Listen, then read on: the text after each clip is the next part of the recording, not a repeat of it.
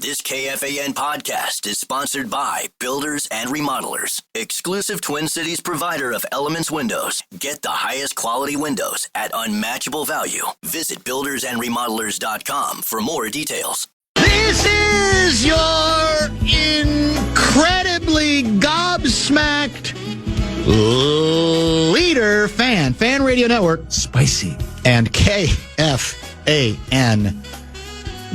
2 minutes, 21 seconds past 3 o'clock Central Daylight Saving Time. Welcome back. Thursday edition, bumper-to-bumper show on a pretty nice Thursday afternoon here in the Twin Cities of Minneapolis and St. Paul. My name is Dan Barreiro, the occasional host of the program, former Ink Stain Wretch newspaper of the Twin Cities. Guardsy is out today, back tomorrow, and Brett Blakemore is in that chair. We're going the distance today until 6:30 tonight. And we're going to get to business quickly here because we have a 3:15 guest, which is a little unusual, but it fits his schedule, and he's too good of a booking to pass up on whatever time works for him. So details on our guest lineup to come. The Bradshaw and Bryant KFAN text line is open at 646-86. And gobsmacked, I think, is the word that applies to me or for me today. I think this is history. I don't think we have any historical precedent for this particular announcement. Many of you may already be aware of it. Some, perhaps, not so much. Are you familiar? Can you find the famous hit back in the day, back in my more formative years, long before Brett Blakemore, you were born? That's a song by the Steve Miller Band. Steve Miller is still around. He is 81 years old. He is a rock and roll Hall of Famer. He is in the Rock and Roll Hall of Fame.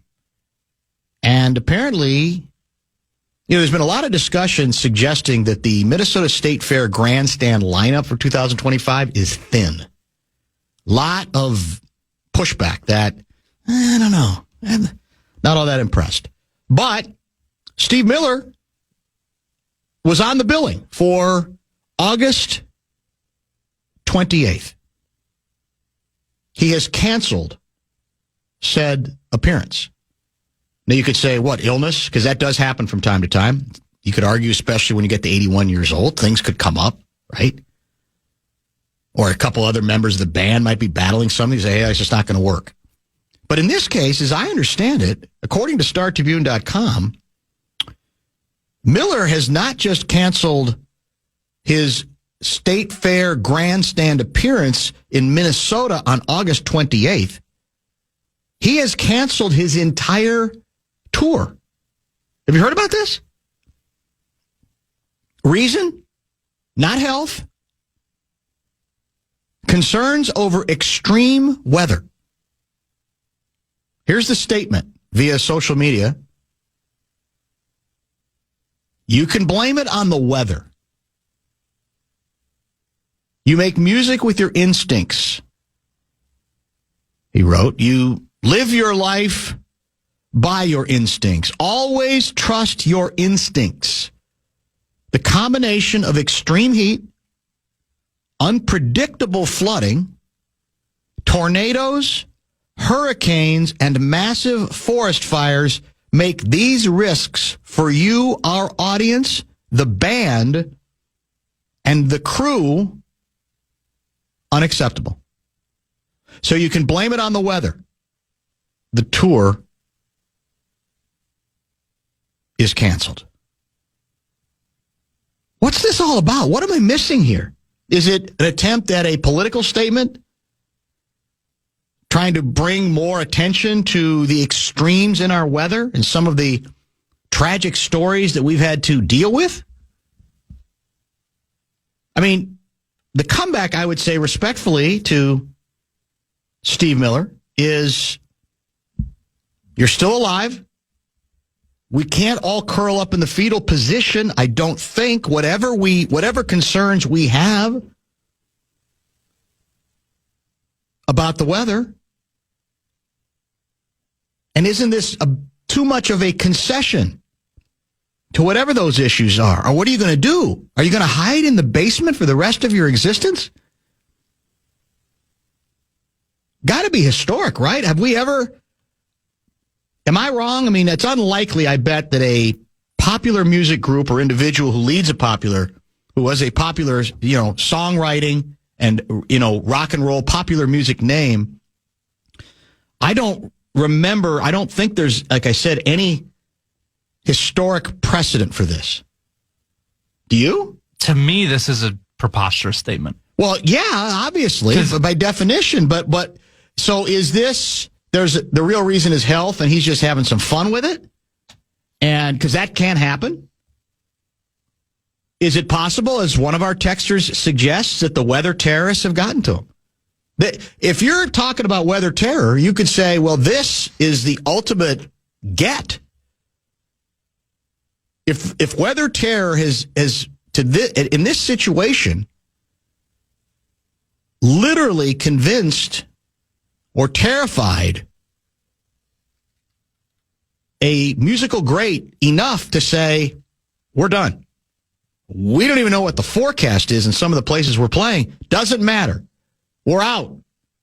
We'll see you on the other side of what? What exactly are you waiting for?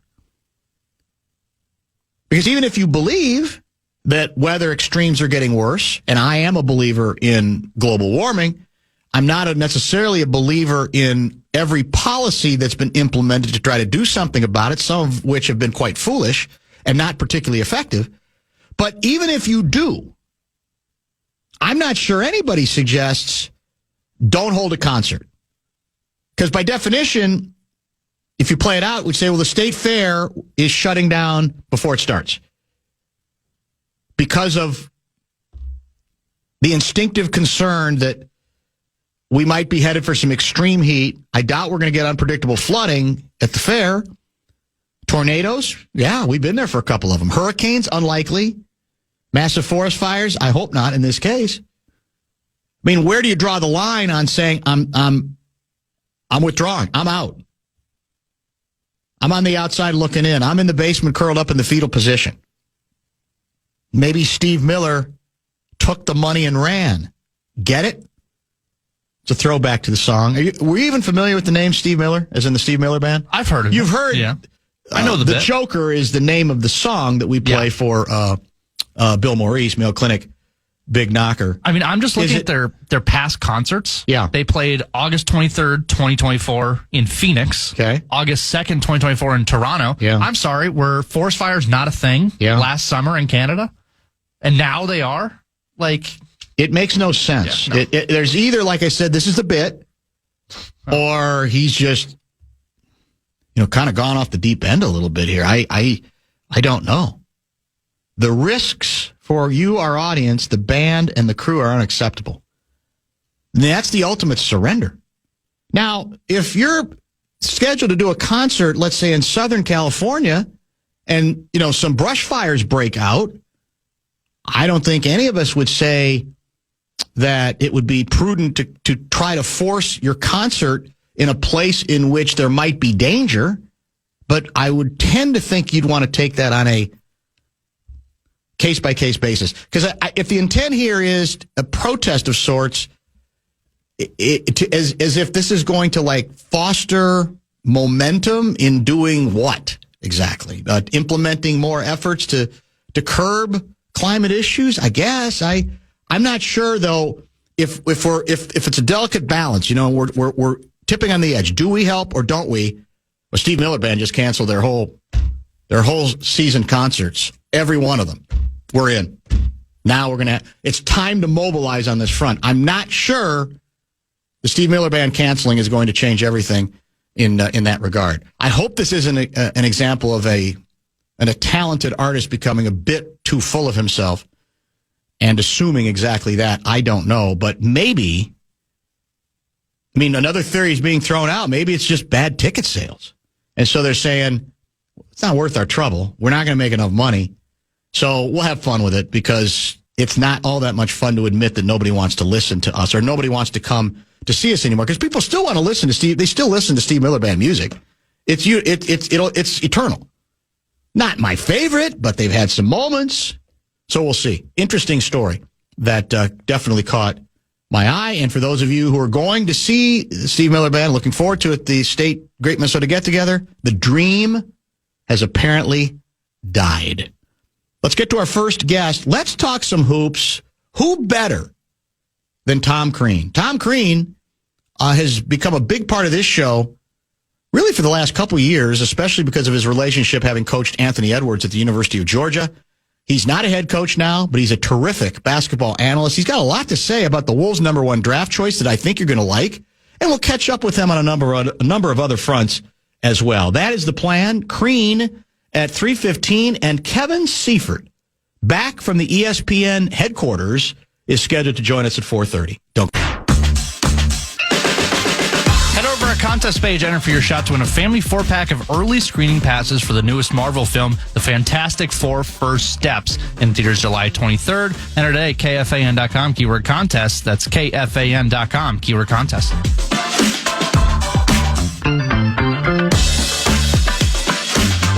You know, over the decades doing this program, we have had the opportunity to chat with some outstanding guests, and many of them becoming semi-regular guests.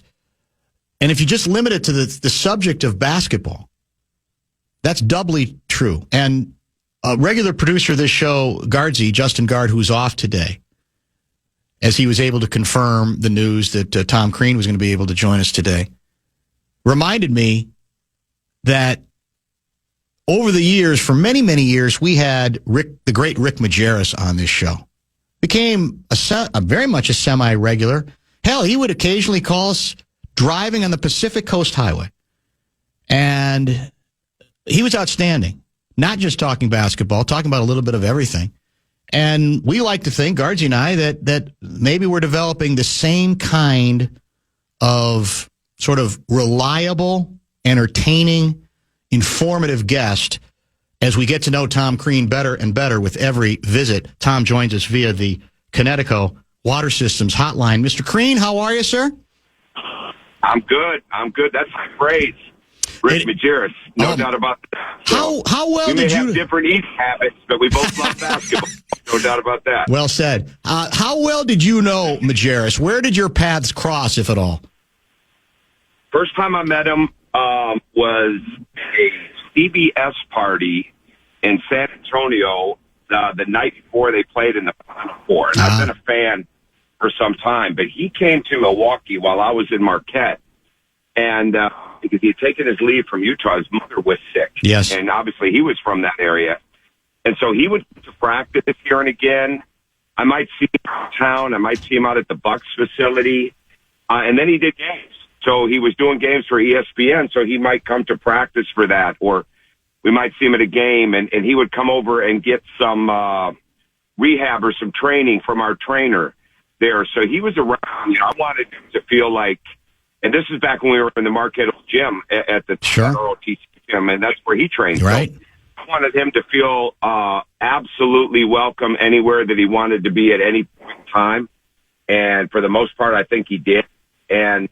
But it was great to have him around. We didn't sit and talk basketball as much. Like George Karl was there at that time, so I think he probably spent a lot of time with George. But he was around, and I was cognizant of the fact that his mother was sick, and I always had great respect for him. And I've always studied him. My Life on a Napkin was one of the basketball books I've ever read in my life. Yep. If you haven't read it, I think that's the title. Yes. It was phenomenal.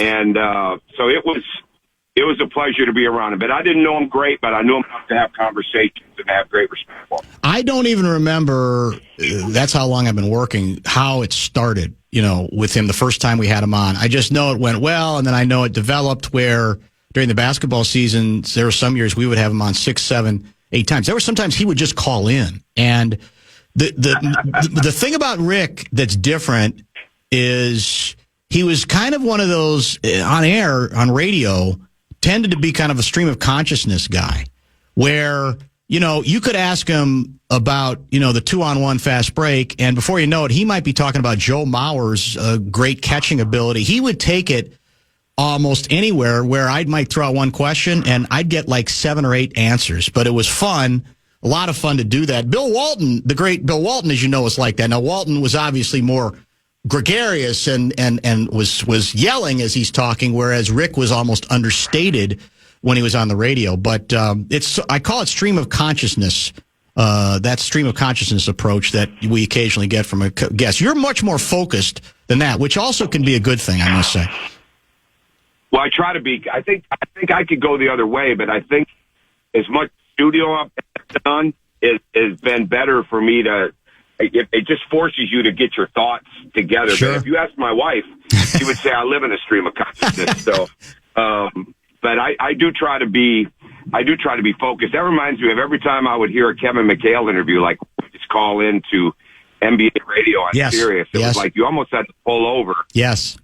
If you want to take notes, you had to pull over because he was going to go in a lot of different directions, and every one of those directions makes a lot of sense. You just wanted to make sure you could remember it. Very true, and a great story. McHale has always been a great storyteller. He's on less than he used to be, but he is. And when he is on, I think it is on Sirius. Quite frankly, that's the only place I hear him anymore. Of course, you're doing some fine work for them and have done a lot of good work for them this time via Summer League. I don't know if you're still there, but regardless.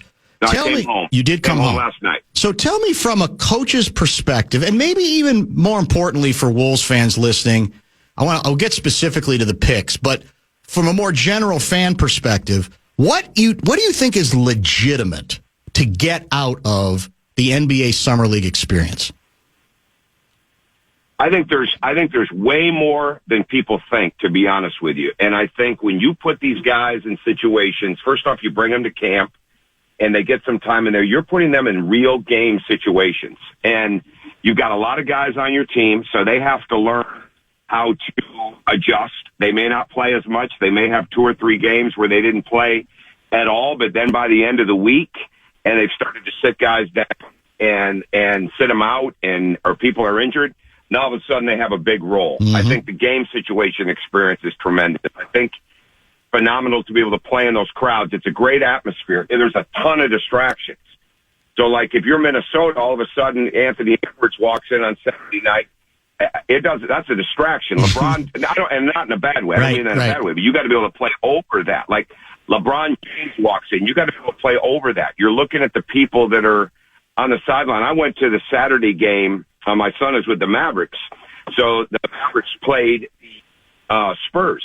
You got Jason Sudeikis sitting over there. You got his assistant coach sitting over there. You got Cedric the Entertainer in there. You got all these different people. Like, that's hard to deal with. Well, you know what? You got to get used to that if you're going to play in the NBA. And you got to get used to 50-row. I just think out of practice, and if anything, I think there's sometimes teams don't drive enough out of them. And this whole sit and not playing a back-to-back, if you're a high pick, I don't get that. I don't have the science in front of me as to why that's a great idea for the teams. But I would want this week to be so strong. What used to happen, and then the NBA got involved after COVID and kind of shut this down, but what would happen is you'd have Summer League, and then about a week, 2 weeks later, Tim Gergerich would have a camp in Vegas. And it would turn out you had almost every team would be there. Every team would probably send upwards of 4 or 5 coaches. They'd have numerous 1, 2, and 3-year players that would come in. And it'd almost be like another 3-4 day of an intense mini camp. And then the teams would go off and they might bring some of their players to Long Beach or LA or Vegas. And they'd get all these workouts in and they would bond their teams. And I just think the Summer League is such a kickoff for that. Like, this is a real deal job, and there's a different level of responsibility you're going to have now. And I think the ones that take bad shots, I think the coaches, what the big thing for coaches to me are the ones that say, okay, we want this player to play like it's his team, or we want this player to take a lot of shots, or we want this is his team this summer to do this, and this. I think that's a mistake, because in most cases, unless you're Cooper Flagg or Dylan Harper or some of these guys, you're going to have to play a much different role when you get to your team. Good point. And, now how Dallas wanted to do it with Cooper Flagg makes a lot of sense. Mm-hmm. How some others want to do it doesn't always make a lot of sense, and it screws them up. Because now you got to go back and you got to play with that veteran team, and you're not going to get to take those shots. And but I think there's so much. It's just so incredibly beneficial, and then fans and teams alike get a chance to watch all these different guys in these situations. I think it's great. I loved being a part of it this week with ESPN. I absolutely loved it. Are you telling me that the load management has hit the Vegas Summer League as well? Oh, absolutely. I know of a story where a kid's trainer, not even the agent, where a kid's trainer got him shut down the other day. And it wasn't even the agent. Now, maybe the agent knew, but right. Sometimes you don't get those types of things. There's injuries. Sure. But, again, they've got all the science and those type of things. I totally get that. Now, I totally get when you decide you're only going to play your high pick 2 games. Yes. I get that. I do too. Right? Yep. I totally get that. But if you're going to play in the event, I don't know why you don't play back-to-backs, because you got to learn how to do that. Now, maybe they know the science enough that kids haven't been working out enough, or they've been doing more training to get ready for their draft workouts rather than like truly training. So I get that. I should always preface it by saying that. But I think you want these kids coming out of here with a much better understanding. You got people upwards of 29 years of age that are still out here trying to get jobs. And you've got guys that are in their 3rd or 4th year in the NBA still trying to carve out places. So it is a very, very competitive environment. And Dan, the thing, I don't know if people really saw this on TV. I think they could probably see this pretty well. The defensive intensity of this tournament and the defensive, I would say, togetherness and tenaciousness is as good as I've ever seen it. And it is high level, not wasting possessions defensively basketball, especially for the teams. I would put the Wolves in this, but I would put Toronto. There's other teams that are playing really well that they are just absolutely crushing teams on defense. Toronto, in their first 3 games, had forced 93 turnovers. Wow, 93. Man. That's 93. impressive. We did the game the other day. It was at 62. So, it's they were averaging 31 and a half turnovers going into the game. Man. And, they're all over it. Now, they got a veteran. They've got second-year players that played significant minutes for them last year, including Jamison Battle, who looks like he's going to be in the league 10 years. And I know I've said that on here before. Ben Johnson doesn't lose him that year. Maybe things are different for Ben Johnson, but he just didn't have the money that Ohio State was able to have to bring a guy like that in. But there's a lot of really good basketball out there, and more than some people want to tell you about. And it's more than just the guys that are high picks, 2nd-round picks, or second-year players. It is awesome to be watching somebody fighting for a way to get back into that league. And it's fun to watch. Tom Crean is a basketball analyst these days, of course, former outstanding college basketball coach, several locations, including Georgia, where he coached Anthony Edwards. You've already tweeted out a very encouraging comment to Wolves fans regarding the Wolves' number 1 pick, Joan Berenger. I'm still not sure the pronunciation. I know he's a 7-footer, and I know the Wolves took him with the 17th pick in the first round. So tell me what intrigues you about him, why you think Wolves fans should be very excited about his coming to this club. Well, I worked hard on that name to get ready for those draft shows, and I think it's Johan Berenger. Oh, Berenger. Okay. Like all right. G-E-E. Okay. Yeah, I think. I'm just helping you because I had to get help. I'm not correcting you. I'm just giving it, what it is. But I said this. There were 2 guys that I really thought were sleeper picks in the first round leading up to the draft. And it was Carter Bryant at Arizona, who'd come off the bench at Arizona. You looked at his numbers. You didn't get impressed. But when you watched him play, when you watched him defend, when you watched him shoot, even the shots that he would miss, they looked like they were going in. They're either shorter in the cylinder. I said, this guy is going to be a steal. He's going to go in the lottery, but there's going to be people, if he doesn't go in the top 10, there are going to be people wishing they traded up for him. I don't think I'm wrong on that. But the guy that has been, the guy that is just so unique is Johan Berenger. He's played 4 years of basketball, as I'm sure a lot of your people know now, because he played soccer for so long. And yes. As the story goes, eventually the soccer cleats got, I don't know if that's 100% true or not, that the soccer cleats got too small for him, but whatever he's done in the last 4 years, that athleticism, and with whatever he did in soccer, you can see it. He's got great feet. He's got length. I think he's 18 years of age. I don't even think he's 19 yet. He's got tremendous timing. You know, like any young player, he stands straight up and down too much at times, but what you see with him is already at his age, he can set a rescreen. Like, he can hand off and screen. He can screen and rescreen. Like, he does it quickly. And he's got really quick feet. So you think about multiple ball screens. This guy can do that. He can really, really run. Great strides. Great timing. And I mean, he's got excellent timing. So he can make catches and he can get lobs. He's got, I call it the launching pad. Like, when he takes off offensively, he looks like a sprinter getting ready to go up over the high jump or taking off of that high jump.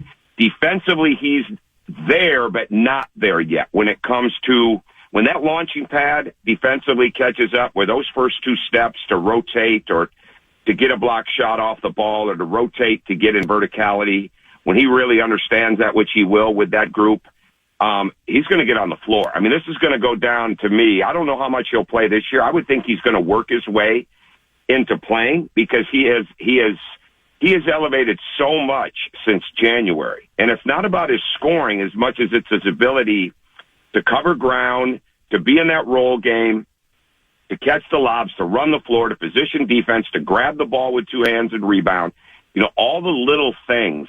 He's got a pretty good grasp of that stuff. But that athleticism is ridiculous. And I think I was surprised that he got past San Antonio or Oklahoma City, because he's one of those guys that they've made a killing on. Yeah. And for him to be sitting there when Tim and Matt and Chris and Alex and Mark were making that pick, I mean, I couldn't have worked out any better for the Wolves. Yeah, the instincts, right? I mean, it looks like he's obviously not a finished product, but it looks like he's got some really good instincts regarding shot blocking. And as you say, he's obviously got, I think, a lot, I'm sure, to polish, to refine defensively, but it just looks like he's got that particular it factor going down good. Let me ask you about... Absolutely. And go ahead. He's got quick reactions too, Dan, which are phenomenal. Like, a lot of bigs, I've said this before on your show, there's a lot of college bigs that can't play with both hands. They're really one-hand dominant, and it's one of the reasons that they stay in college. Yes, you've got to have different skills on the offensive end. You've got to be able to defend with two hands. This kid can do that. And he's got, for a big guy, he's got really quick reactions in the sense of when the shot goes up or when it comes to defending a pick-and-roll pass. Where there's other bigs that were in this draft, there's a lot of bigs in college that aren't close to that level of reaction speed, that quick twitch that he has with his hands. And those all might sound mundane, but that's how you get on the floor in the NBA, because there's so many situations that come up inside of a game that require that. Let me ask you, I think for this coming season, there's a much more crucial question for this club. They ultimately chose, partially because of circumstances, to bring most everybody back that they could. Obviously, Nikhil's the odd man out. They had to make a decision there financially. So, to me, when it comes to, they're in the Final Four 2 straight years, the idea is, okay, how do we make that jump from there? How do we maintain and perhaps make a jump? I think most people believe that the transition at point guard has to begin to take place this season, as important as Conley has been. I think even within the organization, they've acknowledged that to a certain degree. The question is whether Dillingham can make a massive, because you're asking him, I think, to make a massive jump.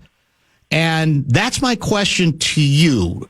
Not whether he's capable of it eventually, if you think he is, but whether he's capable of making that kind of a big jump in a single season where he is in the rotation, and if not starting, playing a lot, significant minutes at that spot. What do you think? What do you see?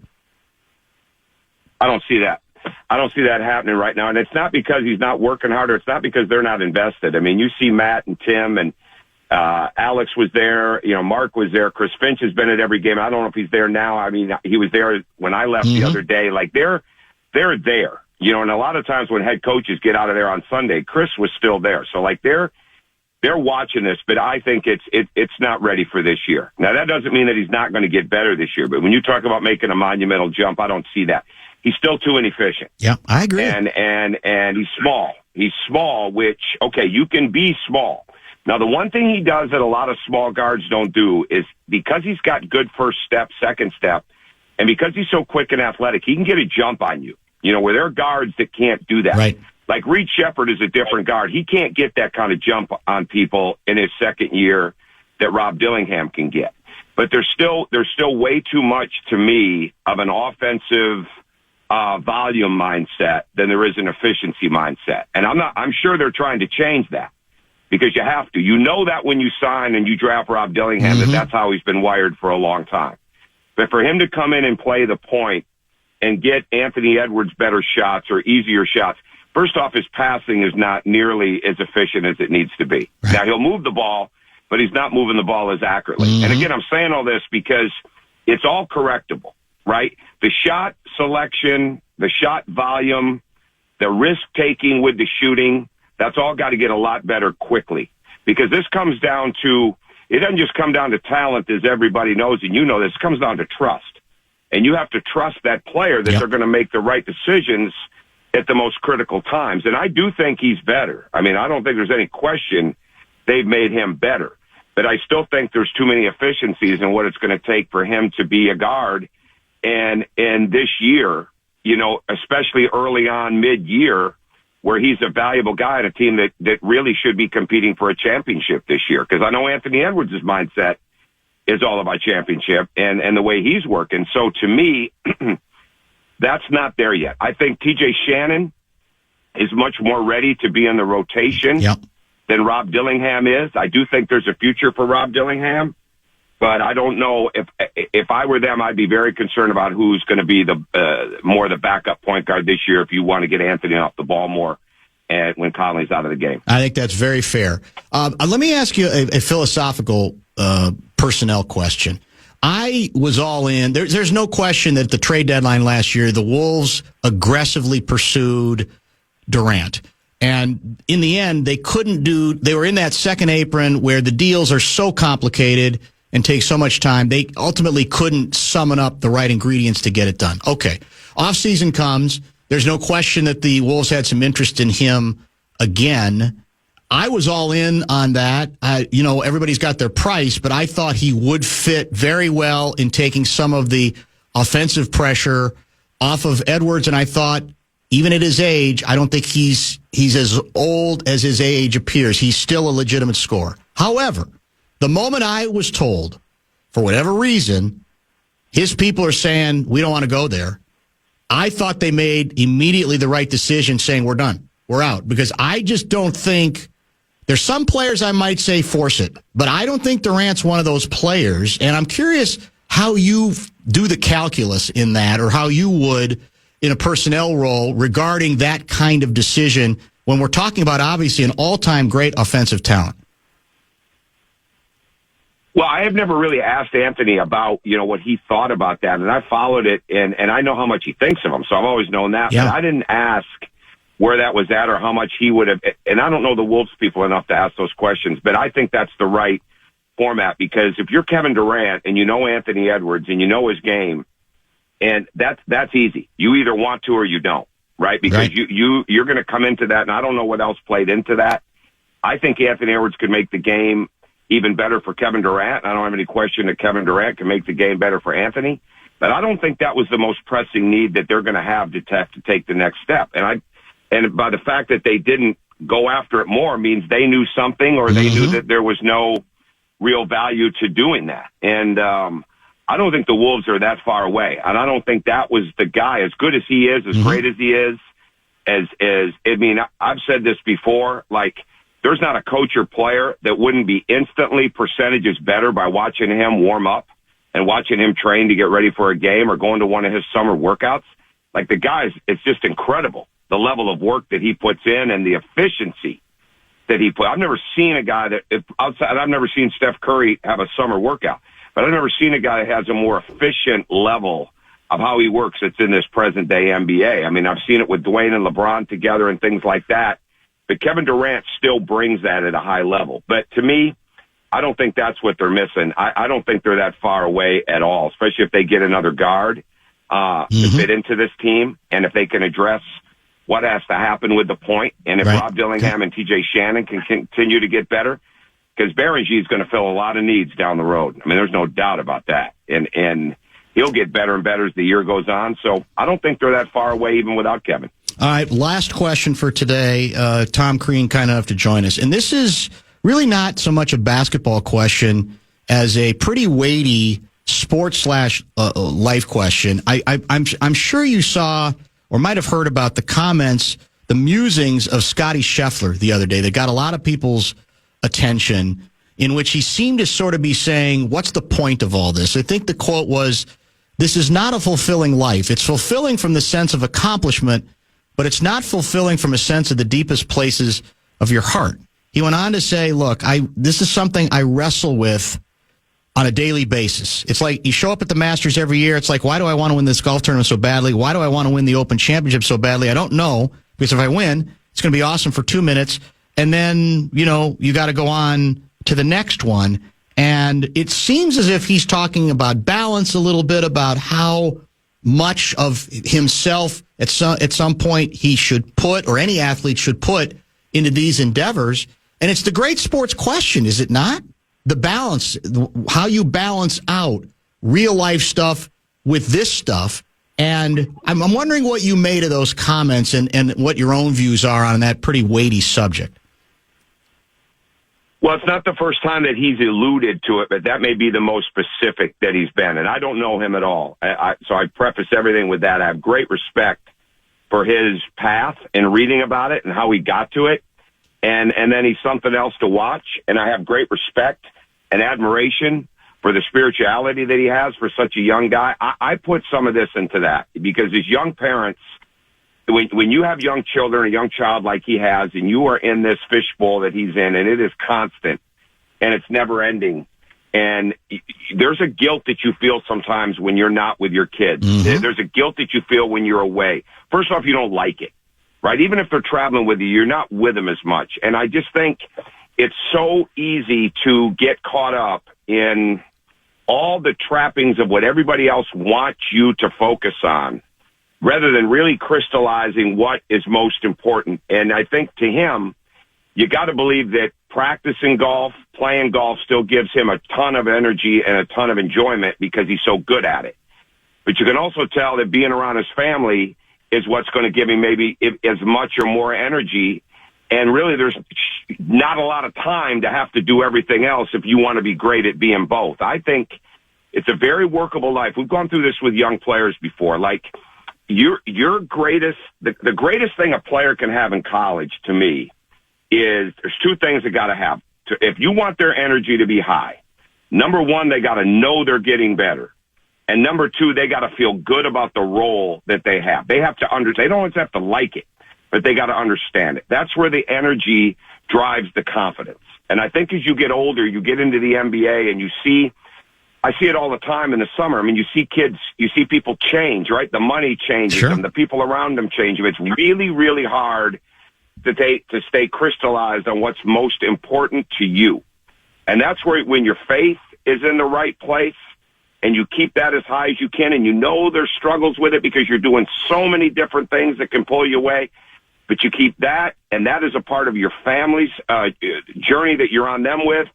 And then sometimes you just want to say, I just want to do what I want to do. This is one reason we didn't bring this up, but Anthony Edwards is a guy that is going to be in that gym, okay? He's going to be in there. He's going to be in there probably a lot of times twice a day, or he's going to do something twice a day, and no matter how much money he has, no matter how many new pairs of shoes get released, no matter how much people want him somewhere, he's going to be there. I saw that firsthand with LeBron and Dwayne. They did not let the priorities of their building their games, building their skills, building their strength, ever get in the way of all the other things that they had to do. I remember being in L.A. one time in 2017 to meet up with Dwayne, and he was going to work out with LeBron, and LeBron filmed 3 commercials in 2 days because he wanted to get them done because he wanted 3-4 more days of workouts. So all this stuff got put in one place so he could have his workout time. Well, even while he was filming the commercials, he was still getting a workout in at 7:30 at night. Like, those guys prioritize that. And for Scotty Scheffler, I think moving forward, not knowing him, that's the biggest thing. Be great at what you are. You want to be a great family man. You want to be great at golf. There's so many other things that can get taken care of that you can start to say no to. You know, the pro golf life is crazy. I mean, a lot of times on a Monday, they're at a promotional event for a sponsor. It's like the race car drivers. People don't understand how much the golfers and the race car drivers have to do for promotions and have to do for endorsements, where they have to make the appearances or they have to appear in front of us. That's a tough life. And when you're young like that, you just really want to get locked in to what's most important. And I hope that he can, because he is such a gift to golf. And he's a guy that's so good right now that he ought to be able to dictate his path a little bit more to find a little more enjoyment that he gets, which obviously a lot of it is his family. Excellent conversation as always, my friend. I hope you continue to have a great summer, and we'll certainly keep in touch. And as we get closer to the season that never seems to end now, we'll certainly talk again. Thanks, Tom. No, I love it. Thank you very much, Dan. Thank you. Much appreciated. The great Tom Crean on a number of very, I think, absorbing subjects. We're a little behind. We'll catch up, though. Don't forget Kevin Seifert at about 4:30. All of America's mystery cards are back, and we are bringing them to you all summer long. Come grab yours at KFAN events throughout the summer, wherever you find our street team. Then make sure to redeem them at Mall of America for fun prizes and big discounts. See full list of events, KFAN.com, keyword calendar.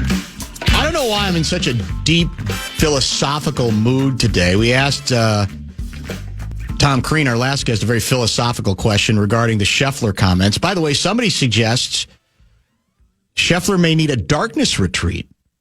Maybe one of those A-Raj darkness retreats would help Scotty Scheffler. Who's to say? Much enjoyed our discussion with Tom Crean. If it was up to me, we'd have him on every week. But I don't want to. There's that balancing act there where when it's a national guest, you make yourself too much of a pest, and then the whole thing goes away. So we're all kind of looking for that line. But I'm hoping we can use him even more often. I think he's becoming better as an analyst every week. I really do. I think it's like anything. I think he's doing it. He's done it more, and I think he's really perfected it very well. Speaking of philosophical questions, this is heavy, too. I saw the video of this. So apparently there were some severe floods somewhere in Brazil not that long ago. I assume on that basis, Steve Miller Band canceled all their shows from there. And as the story goes, there's video of... Well, I guess he lied. He in the middle of the flood, he basically says, I've got to go back into the most dangerous area to save my 4 children. And rescuers ultimately discover that he was rescuing his 4 dogs left back at his home. So that's the philosophical question. There are people in our audience, and he lived, he's fine. There are people in our audience who would say, what are you, out of your mind? I like animals, I like dogs, but you're going to risk your life as a human being to go back and save the pooches? You're crazy. But then there are other people who don't find it crazy at all. It may well be reckless. You could argue it's reckless, especially if you have a family or you have children, whatever the case may be. But I don't know if I'm capable of doing something like that, but I do know I'm not capable of savaging somebody for doing it. And again, maybe it's unfair to use this example because in this example, he lived. Probably the real test would be, well, in this case, he went back into an area that was deemed dangerous and he drowned trying to find his dogs. He's gone. That's the ultimate test because that could be the outcome. So let's hear from dog people, cat people. meerkat people, whoever. Was this man disturbed?